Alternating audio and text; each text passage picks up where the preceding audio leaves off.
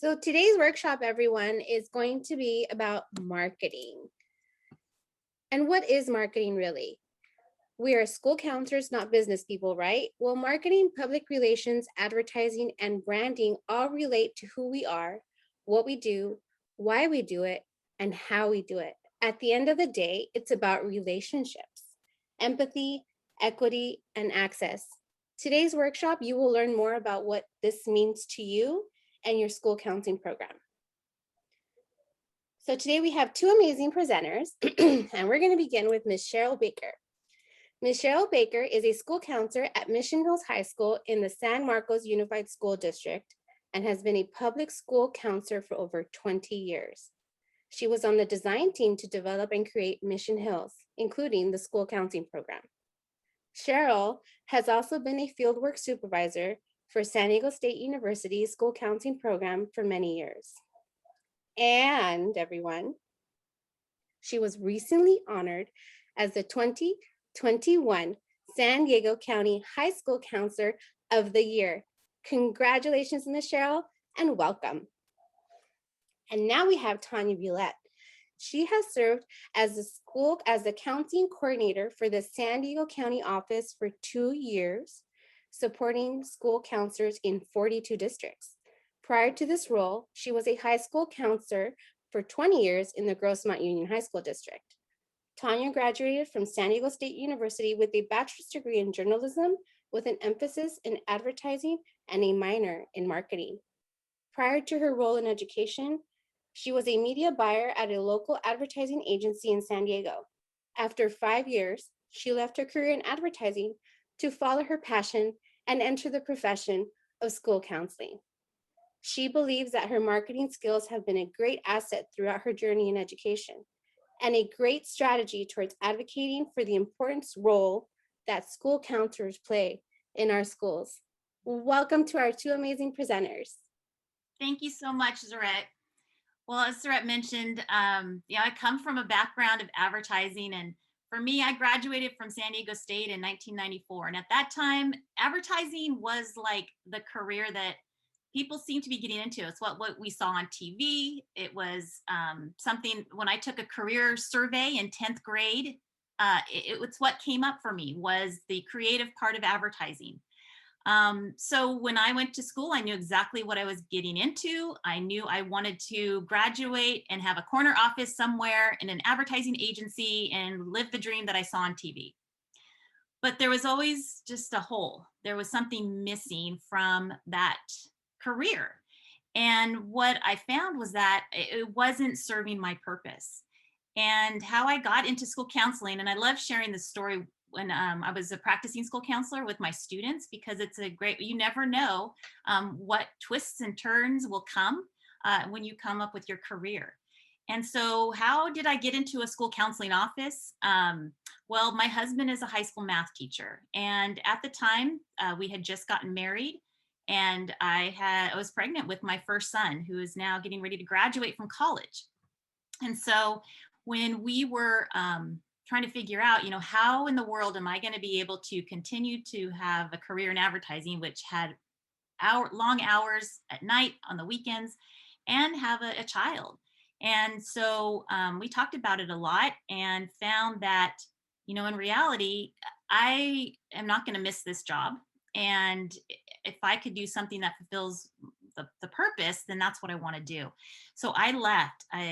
After my maternity leave, gave my 2 weeks notice, and then I was out there, and I didn't have a job or career.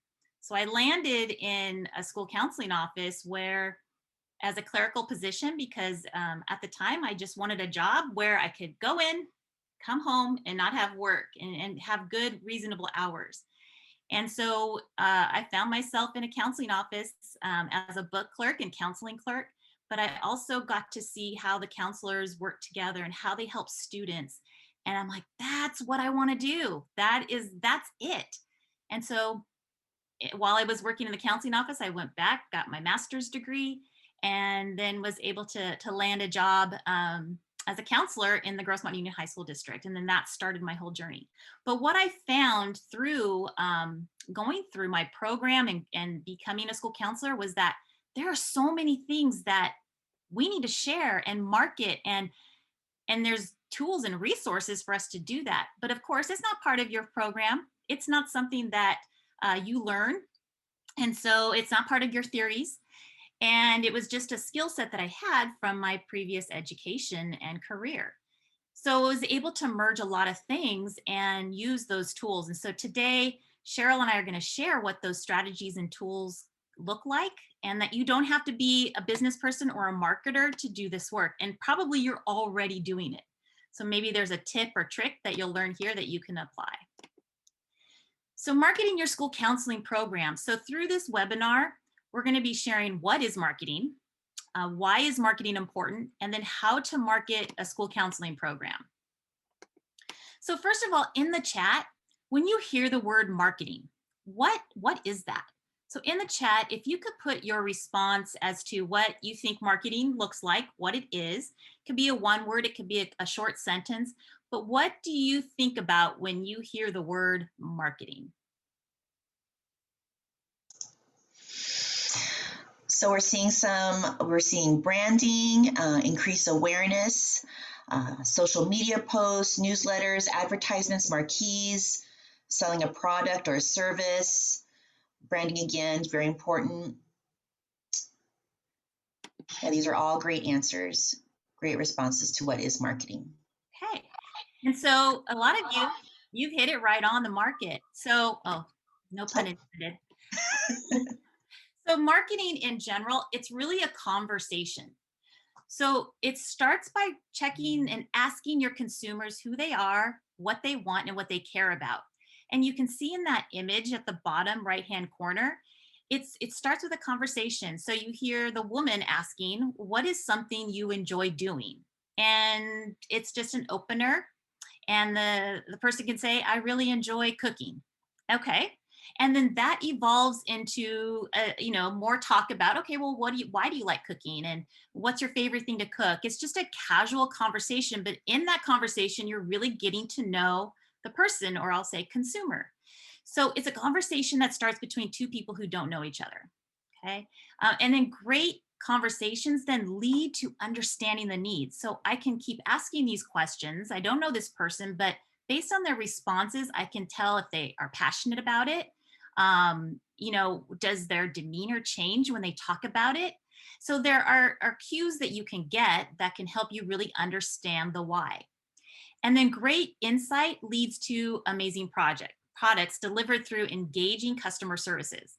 Well, doesn't that sound like what we do as counselors? We are delivering services. We're delivering, in a sense, a product. We're engaging our students through this interaction and through the experience. And it's something that will probably be rememberable. Graduation, maybe a college signing day. So those are all things that are experiences that students can remember. And they remember it because of how it made them feel. And then marketing requires empathy. It requires you to listen and engage and understand, and then continuously evaluate and change. So some strategies that were mentioned in the chat that you can use are advertising, public relations, and branding. So there's kind of an umbrella that sits over these three strategies, which we all use, but how can you use them to their best abilities, and how can you use them together? So let's talk about advertising.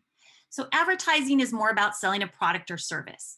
You're going to use slogans, jingles. They're not as popular as they used to be, but that was a creative way in which to advertise and help people remember the product. Short copy and messages. You only get 30 seconds on a 30-second ad to promote your product, to advertise it, to sell. So what copy are you going to use? What words are going to make an impact? And then it needs to be eye-catching. People can tell if you've thrown it together. What does your font look like? All those little details really make a huge difference in how the images that you're setting up for that product or service.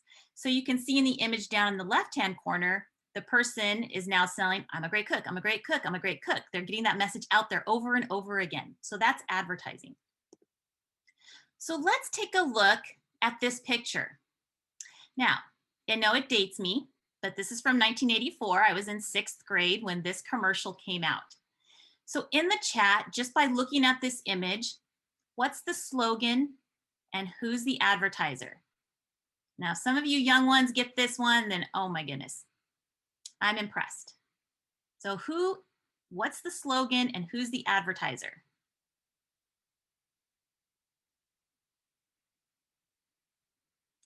Isaac, where's the beef? Oh, here they come. Wendy's, all right. Okay, nice. So let's take a look or a listen. It certainly is a big bun. It's a very big bun. Big, fluffy bun. It's a very big fluffy bun. Where's the beef? Some hamburger places give you a lot less beef on a lot of bun. Where's the beef? At Wendy's, we serve a hamburger we modestly call a single. And Wendy's single has more beef than the Whopper or Big Mac. At Wendy's, you get more beef and less bun. Hey! Oops, sorry about that. My arm hit it. So I'm really impressed because this commercial is over 30 years old. And just by looking at the image, you know that it's Wendy's and it's Where's the Beef. And so what I like about this campaign is that, one, it's memorable. And how do you make you feel? And maybe in the mess of fast food, it's something you can remember, like, okay, Wendy's is going to give me more beef than its competitors, but it's memorable.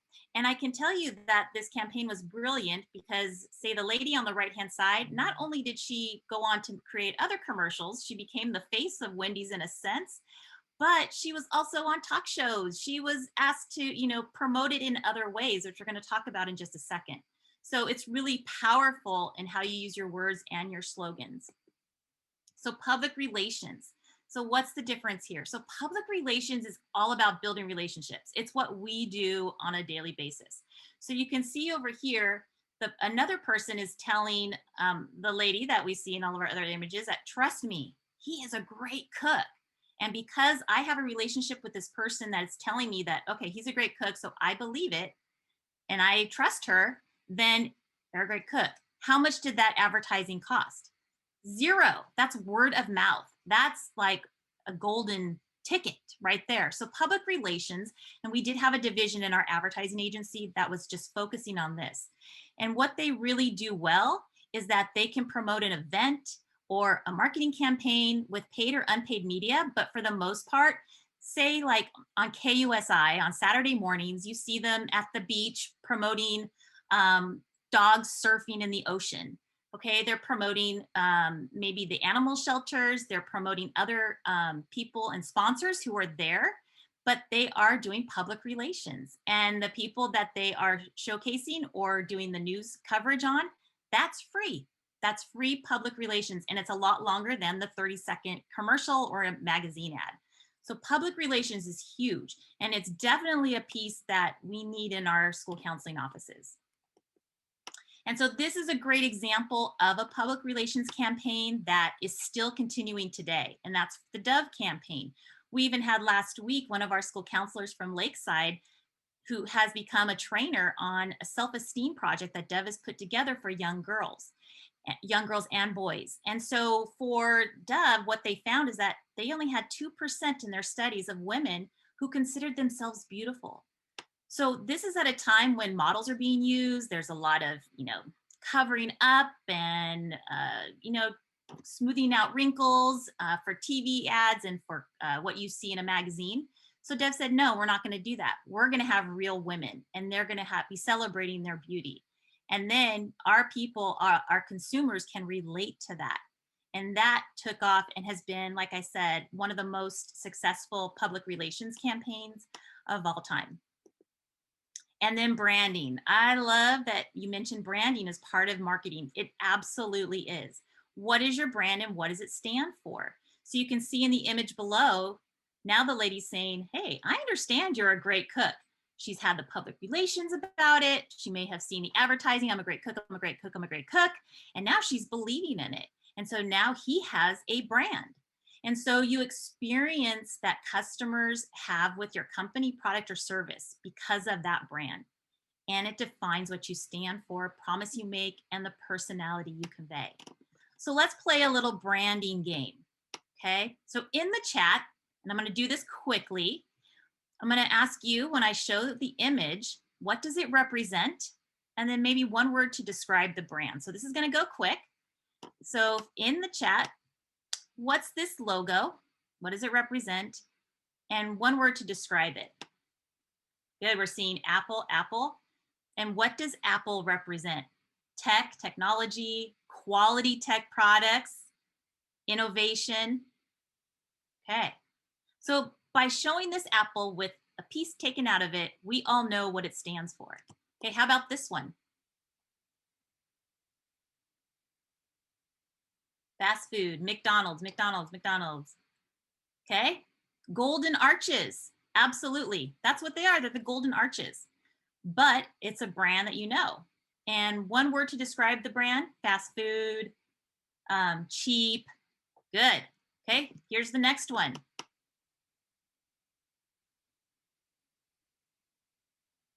Starbucks, right? Coffee, coffee. What would describe Starbucks?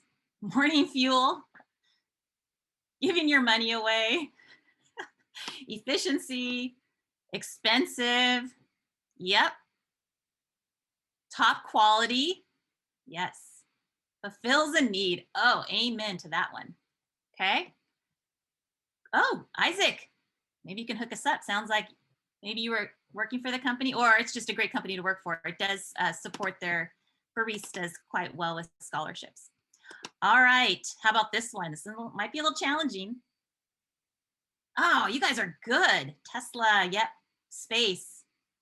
Okay, and one word to describe it: electric, energy, nice, innovation, out of this world.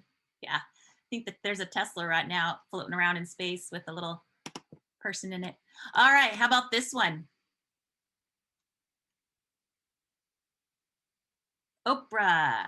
Okay, and one word to describe her brand. Like when you hear or see a picture of Oprah, goals, empowerment. Okay, trust maybe. So you can be a person that has a brand.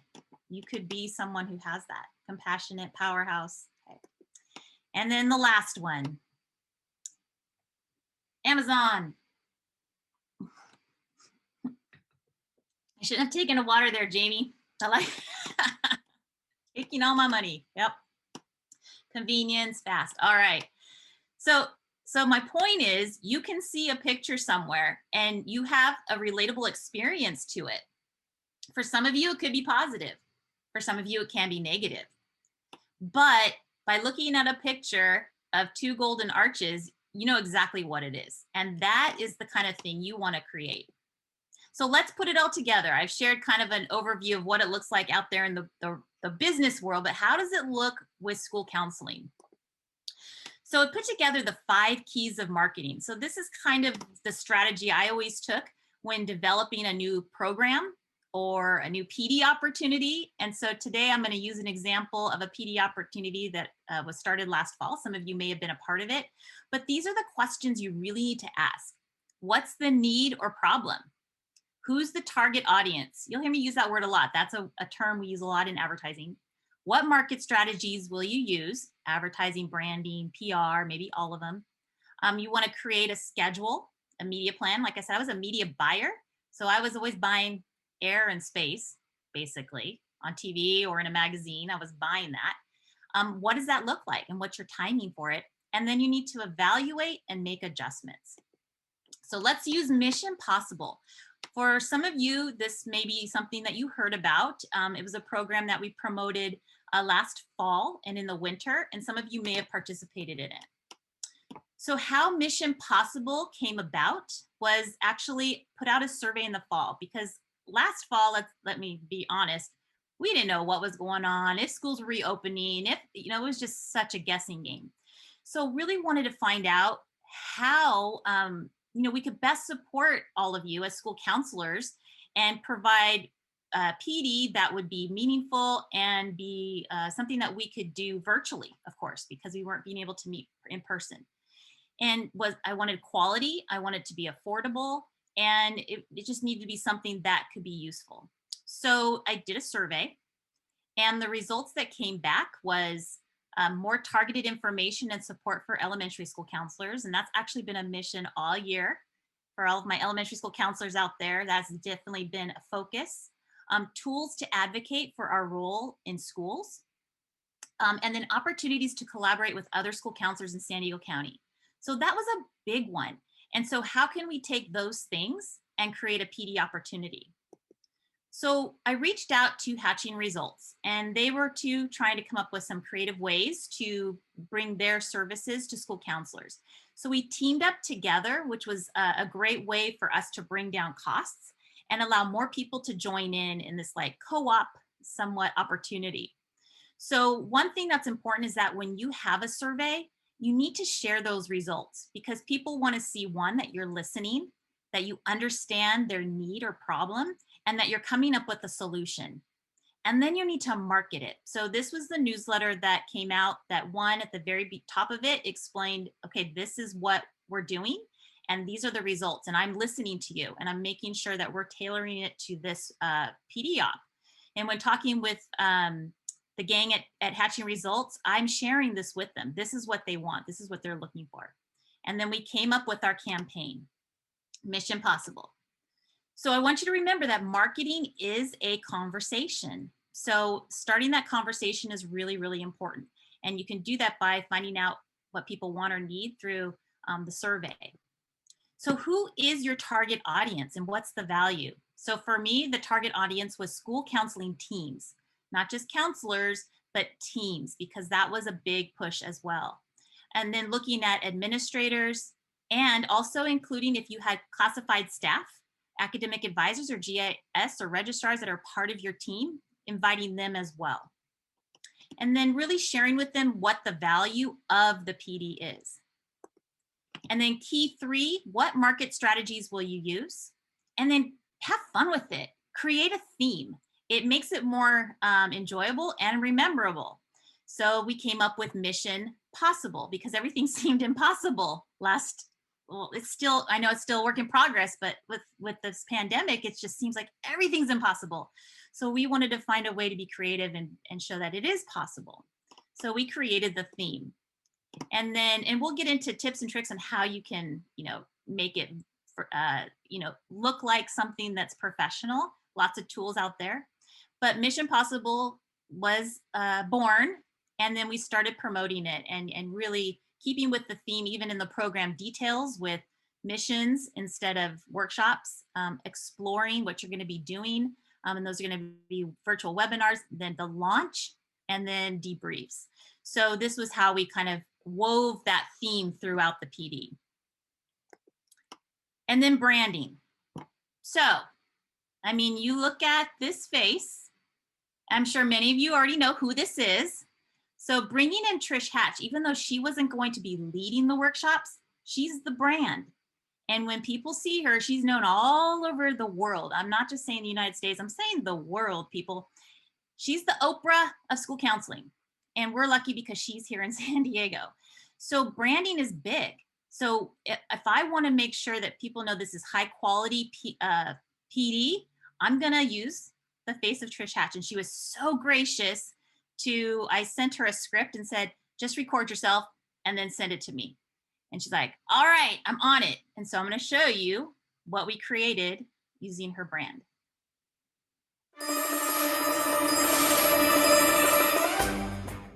Oh, hi.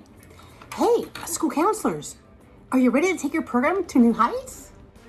Are you looking for an opportunity to collaborate with teams in other districts? Do you think your principal would be interested in seeing data-driven results that show value in your work as a school counselor? If you answered yes to each of these questions, then it's time to join the mission. Mission Possible. Mission Possible. Mission Possible! The San Diego County Office of Education and Hatching Results are teaming up together to bring you this new professional learning opportunity designed specifically for school counselors and administrator teams.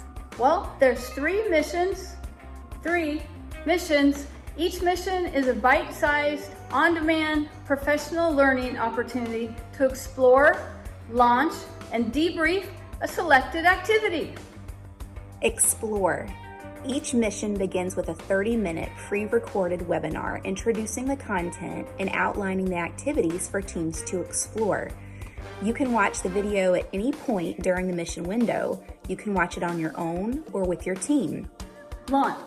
Site teams will select one activity from a list of pre-developed options to apply and launch in their school counseling program. The third mission is debrief. Participants will also attend a 60-minute live debriefing session.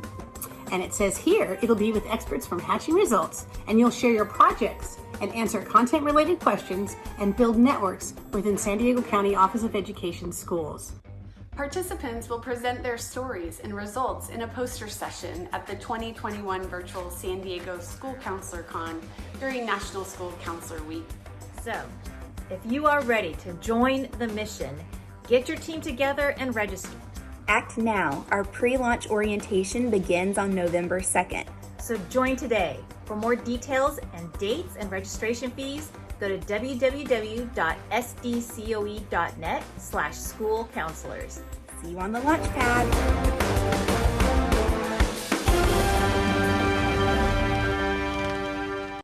Okay, so that's an example. Now I know you're like, well, Tanya, I do not know how to create a video. I'm not tech savvy. So you've got students who are, trust me. Or for me, I've just learned how to use iMovie, which is very simple. And after getting in recordings, would just, splice it up. But that just took practice on my end and playing with that a lot to create a video. But it's a lot more, it's more powerful when you have the big hitters on your video helping to sell your product. And guess what? That didn't cost anything. Sorry about that.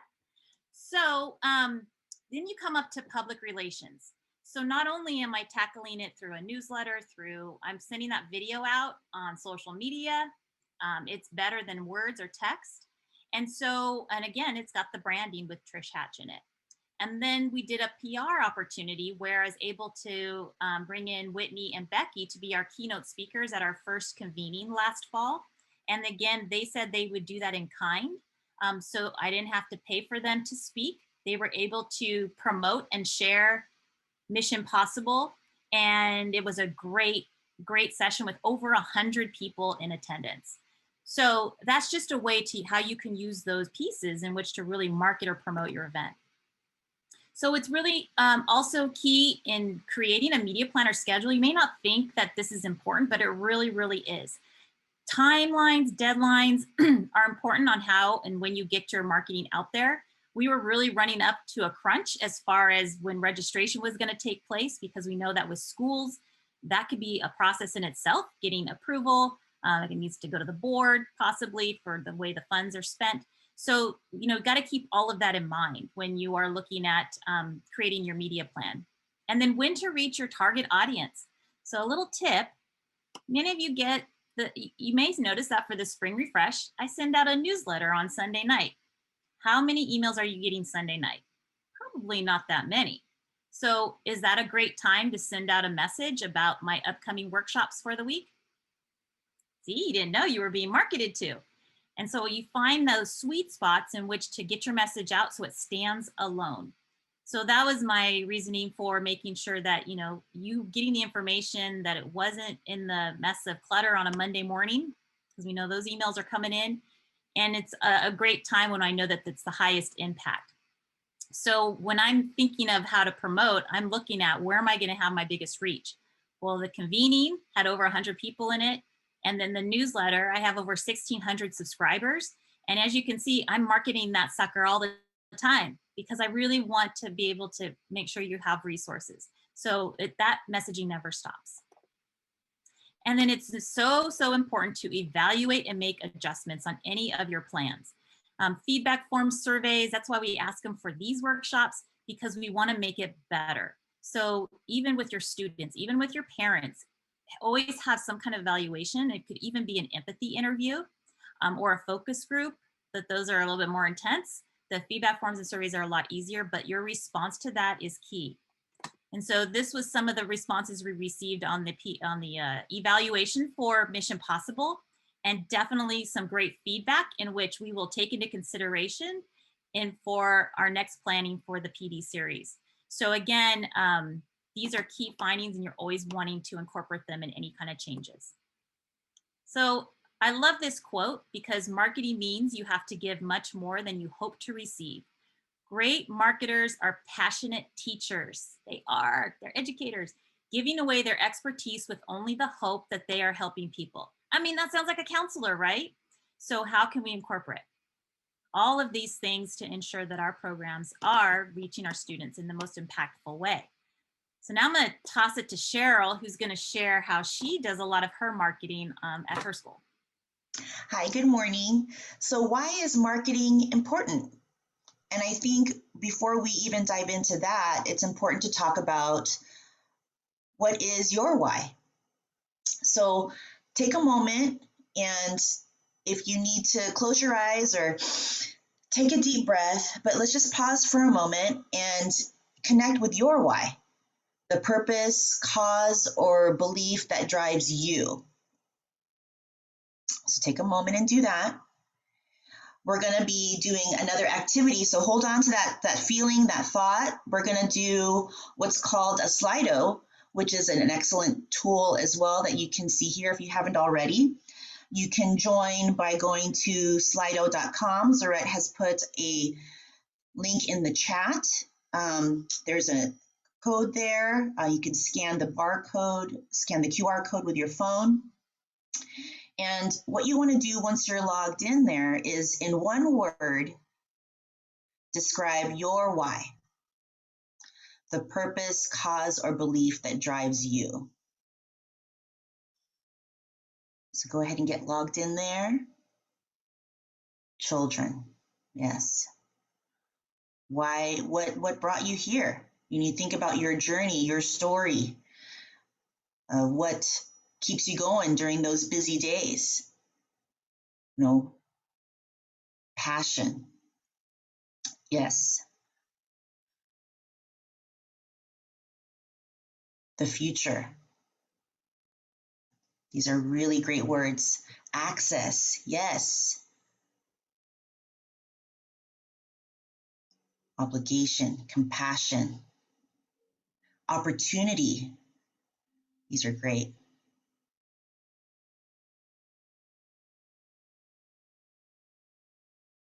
Equity, yes, yes. Equity and access, very powerful drives to everything that we do. So what this is doing, for those of you not familiar with the Slido, all of the words that you are putting in, it's making a word cloud live and right now. So this is a fun tool for you to use during your presentations and lessons as well. Compassion, equity, and access. Very, very powerful. Love it. Love it. Very inspiring. Feels good to kind of reconnect with that, with all the stuff that we do every day.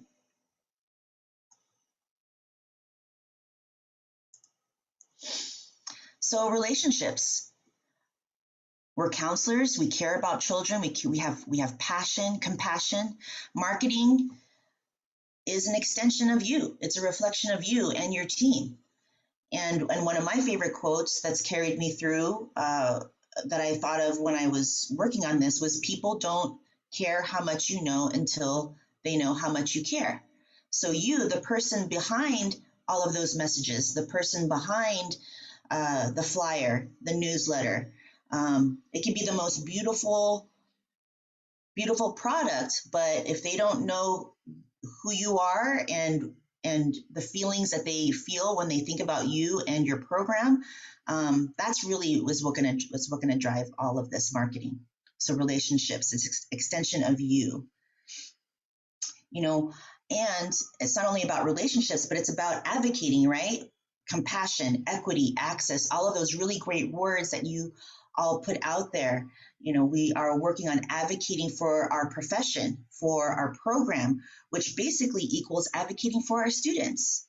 So when you promote everything, all the great things that you're doing your job, and you got to let people know that you're doing it and increase that buy-in, you know, so that your colleagues, the teachers, know what you're doing.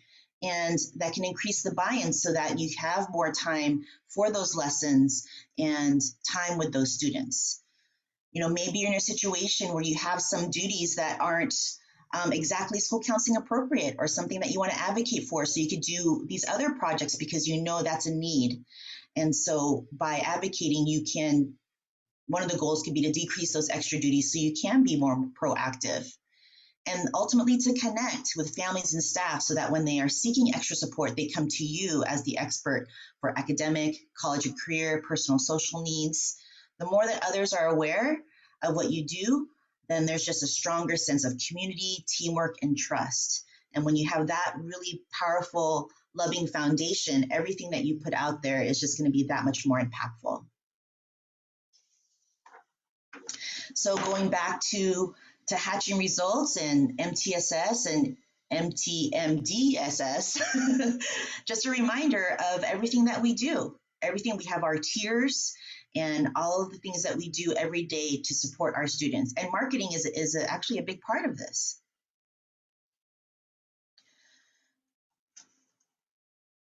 And there is a video there, and we will definitely talk about that too. You'll have access to these slides at the end. All right, sorry about that, Cheryl. I was looking for my mute button. Yeah, no worries. So how do you take these things and market your school counseling program? So first of all, never assume, and I put that in bold letters, never assume that people know what you do, especially at your school, and especially your administrators and your teachers. Don't assume that they do. I found that out the hard way, because you're like, you know what I do. You know what school counselors are all about. You see me working long hours. You see me out. Not always. They don't. And actually, administrators and board members want you to speak data. So there's, huge things that need to happen for people to really start to understand your brand, to understand what you do. And you can do that by marketing your program. So one area, so getting started, this is taking those 5 keys and now kind of looking at, okay, well, how can I get started in marketing our school counseling program? So going back to those keys, you have what message or image are you trying to convey? Who are you marketing to? Because that's going to look different for each target group. What do they need to know? What evidence or data? Again, that's what these administrators speak. They want to hear data. And what changes or learnings were made, and how are you going to make adjustments?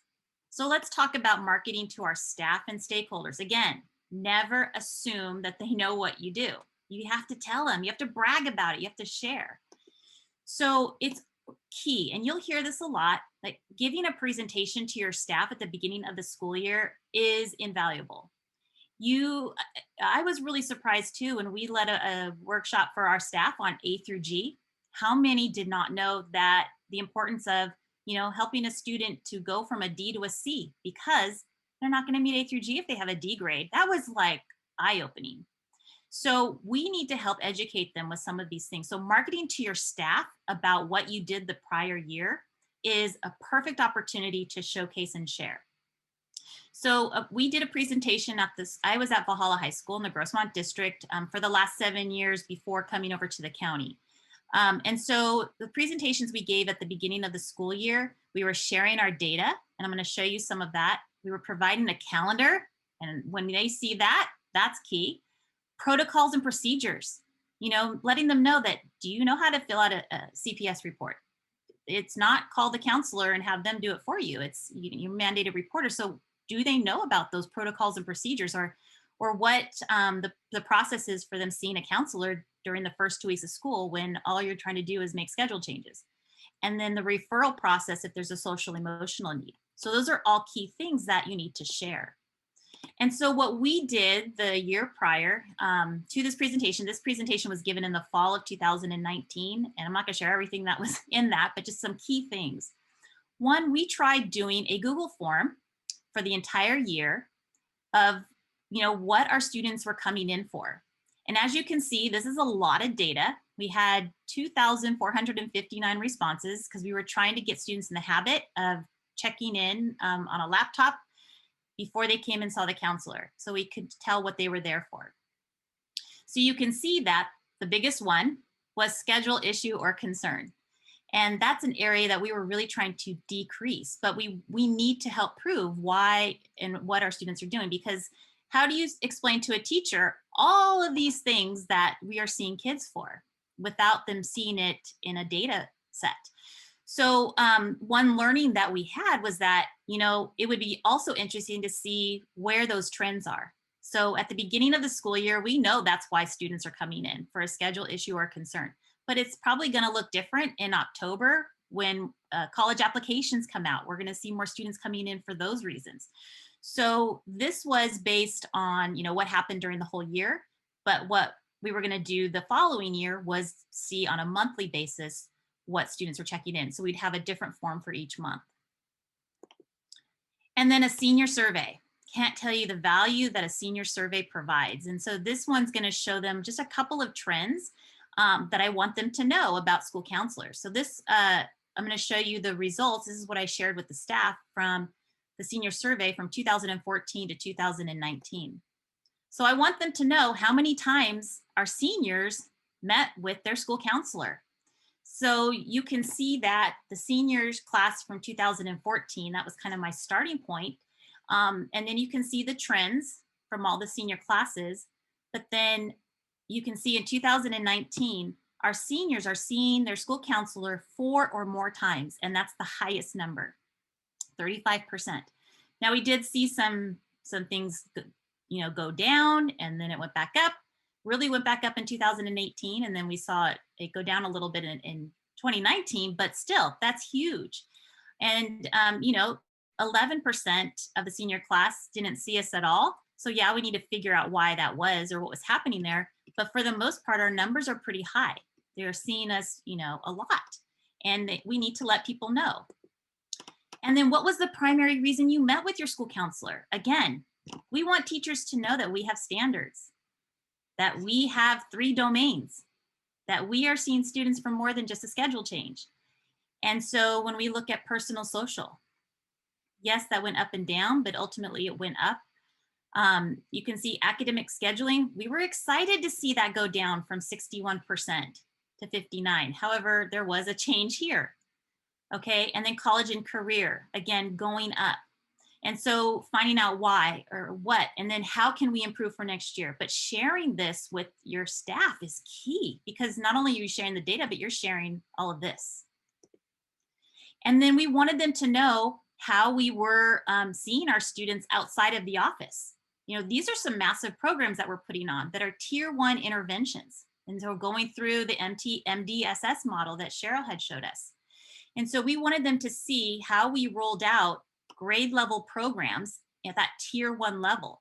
In 9th grade, we rolled out our Seeking Out Success Week for our freshman class. And we are having a day that focuses on social emotional, a day that focuses on academics and how to read a transcript, and a day on college and career and getting into the career software that we were using to see, okay, what are your plans?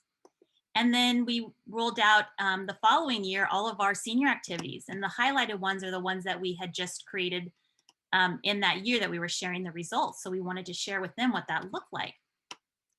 And then we rolled out for our incoming 9th graders, because as high school counselors, you get a whole set of students in the spring on top of all of your other caseload. So we want to share how we are handling that, and also share that we have another caseload coming in the spring. So we have more students. And then in 10th grade, sharing how we rolled out our sophomore success week. And then our 11th grade week was what we were getting ready to roll out in the spring of 2020, which we all know changed a little bit. So again, sharing with them what we're doing. And then pictures. Pictures are worth 1,000 words. Showing how you're out there, putting teachers in your pictures. They want to see themselves. They are participating, engaging. So showing them what the activity looks like, because your 9th, 10th, and 11th grade teachers may not have seen this event. So share with them what their students are going to get once they get there. And this was a new event that we had rolled out, and we wanted them to know we had a career fair, and we brought in a lot of great resources for students to take a look at. And then Fafsa Fridays. Now, I know Fafsa, it should say the CADA. So that was our bad. This was the first year we rolled it out. And we got it out there with a catchy logo, Fafsa Fridays, but it was changed the following year. That was a learning. So again, you're always learning. But we literally said we need to do something because nobody knows what FAFSA is. So how do you make FAFSA a household name or help with that recognition? So we came up with this whole campaign where every Friday we would draw a name out of the little jar that you see over here. And in there was like a buck. And if a student had completed the FAFSA and they showed us their SAR, we wrote their name, put it in the bucket, and then they would get a prize. And we had free gift cards and some things from like Panda Express, some candy, put them in the water bottles from the Army because the Army always has tons of free freebies to give out. So we would go draw a name or two out of the hat. I would contact the senior teacher that they were possibly in government or English with, and then I would walk into the classroom. So this is what you hope to get, again, a catchy slogan, but this is what happened. This was probably right before the March 2nd deadline. This is when I would walk into a classroom and ask what day it is. This was the response I would get. Fafsa Friday. All right, and I know that's a little irritating at the end, but it was exciting. It's like, oh my gosh, they know what Fafsa Friday is. And every time we came in the door, they're like, with my jar, you know, and that was just a jar that I had pretzels in or something from Costco that I just transformed and recycled. So we just made it fun. And then we would put their picture up on the board in the counseling office, and they loved that. And it just became fun. And then what was really powerful, talk about public relations, is that the teachers started talking about it. Because we were going into the senior classes, we were only in there for maybe 1 or 2 minutes. When we left, people were having conversations. And by the end, the teachers were like on board with it. You saw that teacher raise his hand. He's like, yes, it's Fafsa Friday. They're excited. And they're having those conversations on the importance of it. So many wonderful things came out of that. But when you can have your students repeat back and know what FAFSA is, that was cool. So then Fahala changed it the following year to Financial Fridays. So proud of the counseling office there for making that switch up. But again, another great thing to share with your staff. Fafsa Friday. All right, enough of that. Okay, and then the other thing to share are some of your big events, but this was our 4th college and career signing day for the year. And we made some changes and additions to it that I needed the staff to know about. One, we had the best attendance for that year. Our superintendent came out to be a part of it, and he absolutely loved it. And then we made a switch in where we weren't just celebrating our seniors who were going to a 4-year college, which we had also acknowledged students going to the community college and to the military and into the workforce. However, we didn't have a seat for everybody on the floor. So because of this event becoming bigger and bigger, not only did our administration buy us a stage, because we were borrowing and renting, they bought us an awesome stage. They also rented all of those chairs so that every single senior had a seat on the floor and was celebrated. And we filled the stands with parents and staff, with 11th graders, as many people as we could fit in the gym to celebrate. And now, you know, this is it's a tradition and they love it. And so it's just another thing you want to share, that this is the work we're doing and isn't this cool? And now teachers have bought into it.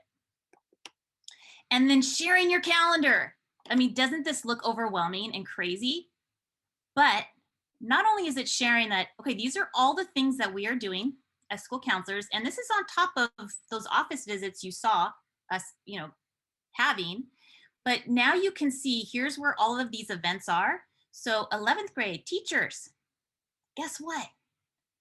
We're gonna do a parent night in February, course selection. We're coming into your classrooms. So be ready, have this date on your calendar.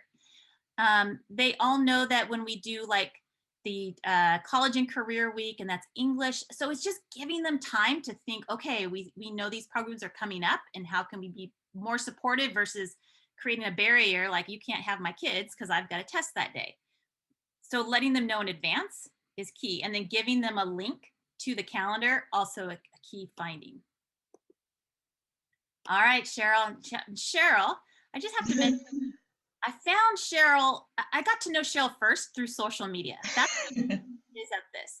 So I'm going to let her take on the tools and tips that you can use. Okay.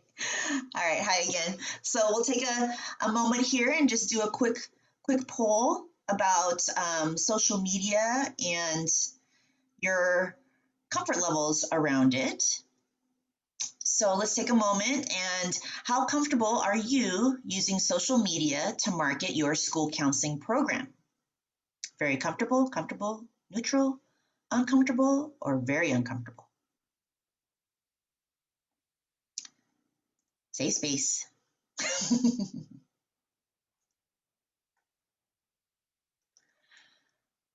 All right. Give it another second here, too.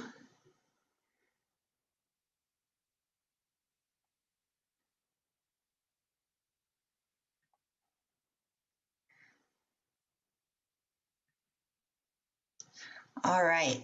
So 14% said very comfortable, 38% said comfortable, 38% neutral, and 10% uncomfortable. So nobody's very uncomfortable. So that's good. Thank you for all for being here. So as you think about what you're already doing and maybe some things that you want to try, some considerations for social media, and there was a presentation earlier in the series that was done about social media as well, but I'm just going to touch upon a little bit and maybe how it relates to high school.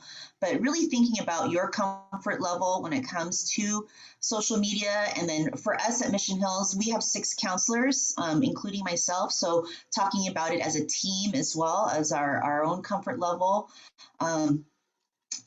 Talking to your site and your district. Do you have a district communications person?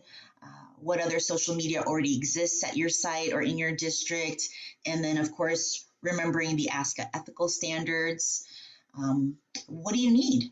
And what are your limits? Social media is just one piece of everything that you do. So, what are some boundaries to keep in mind? The time to dedicate to something like this. I mean, when you think of those brands, I mean, they have full-time people dedicated to just one part of the social media campaign. So to really think about that and consider what sites and content make the most sense for your students, your stakeholders, your audience, and of course you.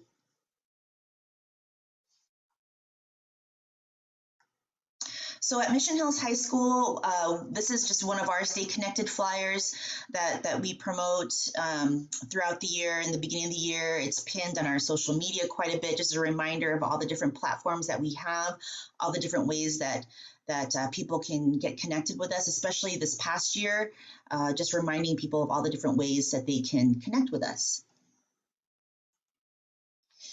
Like I said, we have a team of 6. So one of the strategies that we did was we created just a counseling team Gmail, just like a Mission Hills counseling Gmail that we would all have access to. We have a shared document with all of our platforms, all of the usernames, all the passwords. It's not just me, for example. So something, if I were to get abducted by aliens, the things could still continue. And it's not just on me, for example, to do social media. Everyone has an opportunity to post and feel part of the process. Although, I am kind of like one of the main coordinators to kind of monitor comments and appropriate things like that. But definitely having the rest of the team be responsible for some of the posting helps a lot. And so sharing that access, depending on your situation, it has been really helpful, at least for us. So one of the tools that we use is a Linktree tool, which you may have heard of. What I like about Linktree, in case you haven't heard of it, it's one link where you can edit the contents without changing the link itself. So it's one master link. Especially it's useful for a platform such as Instagram, where if you post a link on Instagram, you can't click on it right away. So you'll hear the phrase or see the phrase link in our bio quite a bit. And so for us, we use the Linktree not only in our Instagram, but we use it in our other platforms. I have it on my email signature. We put it in our newsletter, so you can use it for multiple things. And then on the top, we tend to do like our more recent events. And then as you get down to the bottom, maybe some of our static or just like ongoing support. So it could be academic, college and career, personal, social. We have our wellness room on there, and just kind of like a one-stop shop that people can always remember, like, okay, at least I can go there. And then after we developed the link tree, one of our partners I found out about was Campsite Bio, which has a similar concept, but you can see it's a lot prettier. So I think maybe next year, maybe start with a Campsite Bio, because you can just have a little more fun with it. It's a little more eye-catching. And so I do like Campsite as well. And all these are free. We use Canva a lot, and so we put out a monthly newsletter where we talk about not only all the things that are coming up, but maybe share some of the things that happened in the past too, to kind of keep it all together. And then we also have an archive of all of our newsletters that we keep handy as well. So that's just a constant thing. And we not only share that with the students and the families, but we also share it with school board members, with district office personnel, and the staff. So it's just like that monthly, okay, well, look at all the stuff counseling is doing all the time. And then one of the things that we've started this last year is Google Classroom, where we use a lot of Google at our school. So we have, for example, we have themes of Google Classroom. We have one for our student athletes where we put a lot of our like NC2A stuff on there. A lot of our clubs and organizations on campus will have a Google Classroom. Like I have a No Place for Hate club, and I do Google Classroom just to help stay connected that way. It's a platform that we found from the students they're used to because a lot of their teachers are using it already. And so Google Classroom. So using the senior Google Classroom as an example here, we created a flyer on Canva. We put a QR code there, and some of the tier 1 ways to promote to all the students that we use are email, all call, social media, just all the different promos that are just kind of constant to tier 1. And then Google Classroom, you can see, okay, who hasn't joined yet? And so I pulled up my seniors and I looked at the list and like, okay, all these kids haven't joined. So in Google Classroom, you can send a direct link. We use Google Voice and Text, especially this year with being remote. We use text. We were texting the kids. And then I think next year, if we're in person, then I would actually send for them individually or in small groups. So it seems strange, like, why would you send for a kid just because of Google Classroom? Well, I think, or why would you text them? It's just the classroom, right? But as you know, at being a counselor, this is like, maybe it's a symptom of something else. They're not connecting for some reason, or if this mode doesn't work for them. And so it's a non-threatening way. I can be like, hey, Tanya, I noticed you haven't, logged onto our Google Classroom. Do you not like it? Is it too much? Or, do you have a Chromebook at home? How's your Wi-Fi? Or is it kind of overwhelming? Or so I'm asking about the Google Classroom, but you can see how it leads to maybe it's an indicator of maybe some other things going on. So it's a really simple tier 1, tier 2 type of strategy. Years ago, we started with Facebook and Twitter, and that's where it all started. And as you know, with the history of how social media has evolved, Facebook has become more for the parents and some of the community-based organizations. So we still use it. Twitter, same thing. It's kind of evolved to be more on the adult level. So I'm not sure. We're just going to keep monitoring and see how it's working. And then as these new platforms like TikTok and all that kind of come up, we might see how we need to kind of go with the times. But as of right now, we started with Facebook and Twitter. And then the other 2 platforms that have been really powerful for us have been Instagram and YouTube. And that's for us anyway. And again, our site, our population, it kind of will depend on your audience as well. But the Instagram has been a very powerful platform for us, especially this last year, not being able to see people and see their faces, or, even when they see us now, we have our masks on. So to really be able to engage with them in a visual way. A lot of our students use it. It's quick, it's visual, and it can be really fun. And there's a lot of really cool things you can do on it, and tagging people and sharing their stuff and really celebrating, in addition to marketing your content and all the products and services that you're providing. So you can kind of switch it up a little bit. YouTube has been new for us this last year. It's been nice to have our content out there 24/7 for families to have access to and on demand, and having this resource. And one of the things that we discovered that was pretty cool is that you can create playlists within your YouTube channel. So for example, here we had course selection for all of our students, and we had an elective fair where our teachers would talk about their culinary program or the criminal justice program. And so students can kind of shop around and see what's out there. And then we put all of those into one playlist. So it was a one-stop shop for that. So not only you can create playlists, not only with just your original content, but you can sort of copy and paste other people's great content as well. For UC application, we got a lot of great stuff from UC Santa Barbara, for example. Our financial aid has not only our presentation, but federal student aid links as well that are really, really good, like 2-minute, just for every section. So it really chapters it out nicely, which I think the kids really like. So they're using YouTube kind of like their Google now. They're using that to really search for stuff. And then finally, this was something that we attempted to do. It's hard because there's so much out there that, especially at high school where we have so many clubs and sports, but we try to make it user-friendly for our community to have a one-stop shop for all the social media. Sometimes people just follow like counseling and then they see what we're following, and that's kind of easy for them too. So that's one little hack also if you really want to get connected to Mission Hills. But this is a survey that we sent out to the staff, and we just try to keep this up to date. We have to add, just this week, we had our badminton club started Instagram, our boys lacrosse started an Instagram this season. So it's been really fun. And so this will just be a work in progress, but we're seeing how this works. Just kind of call it our Grizzly social media, which is our mascot.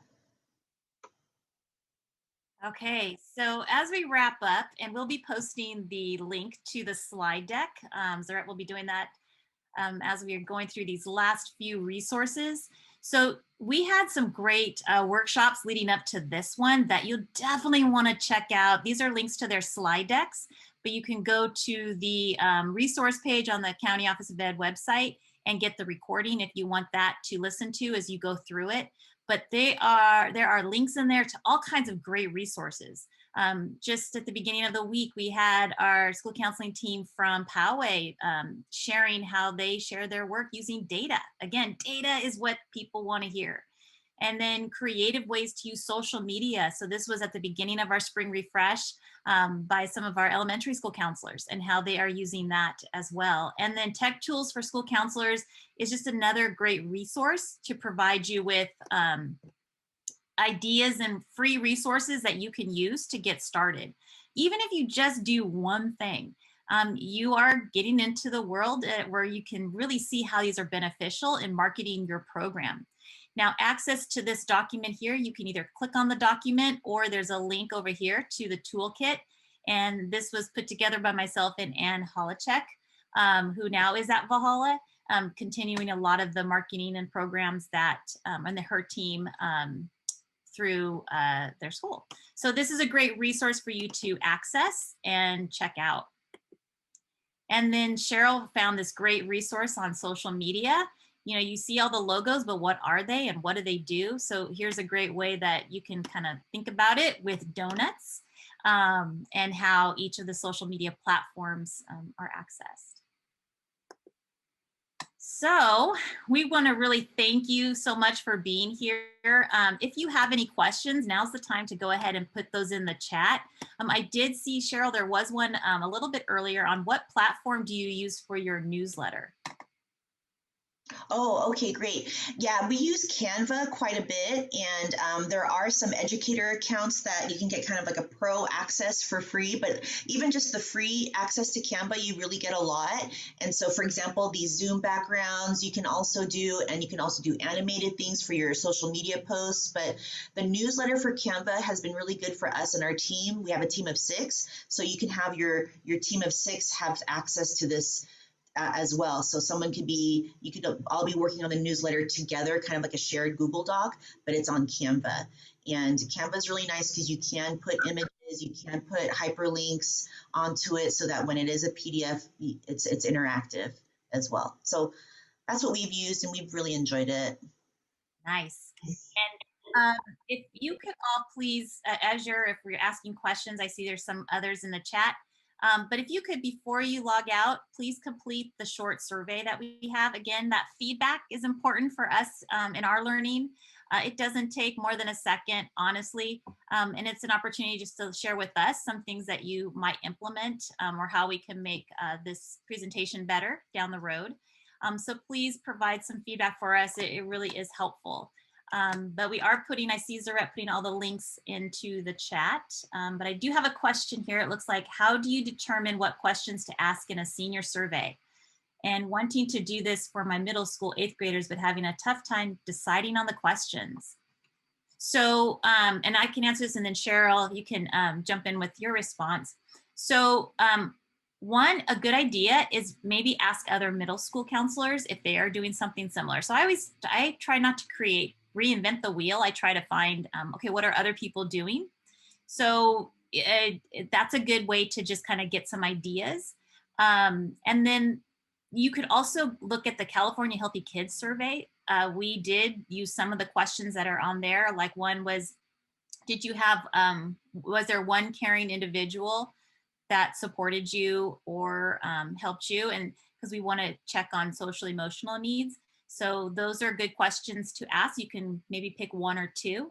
But I just try to mix it up and make sure that it covers the 3 domains. Because although we're sharing with our staff a lot more detail on those survey results, I only shared with you the 2 questions to show what school counselors we need to let them know about. But other things are good as well. So looking at that survey, asking around, and just what questions do you have about your students that are being promoted? Again, sometimes it's hard to hear an evaluation or get the feedback. I know it can be sensitive, but if you look at it from a point of, but it's going to help me grow and get better, then if you have that kind of perspective, it makes it a little bit easier. Cherryl, did you have anything to add? Yeah, surveys can be really fun to create. You want to look at maybe your site, LCFF, your formerly known like LCAP goals, maybe your district goals. So to be able to tie in your counseling program to those goals can be a very powerful tool as well to enhance your program. And again, it can be simple things that you're just curious about. Like Tanya said, like for us, we ask them about, and think about the surveys you've taken, so sometimes I'll even like, oh, let me see Tanya's survey. Let me see what she's asking me. How did you hear about, how do you hear about stuff from the counseling office? When we asked our kids about, do you use Instagram, so we asked them which platforms they're using.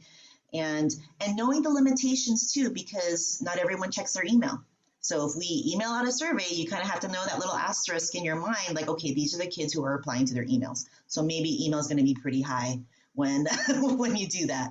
And so I think the domains are good, the academic, college and career, personal, social, and again, just things that you're wondering about if what you're doing is effective or not.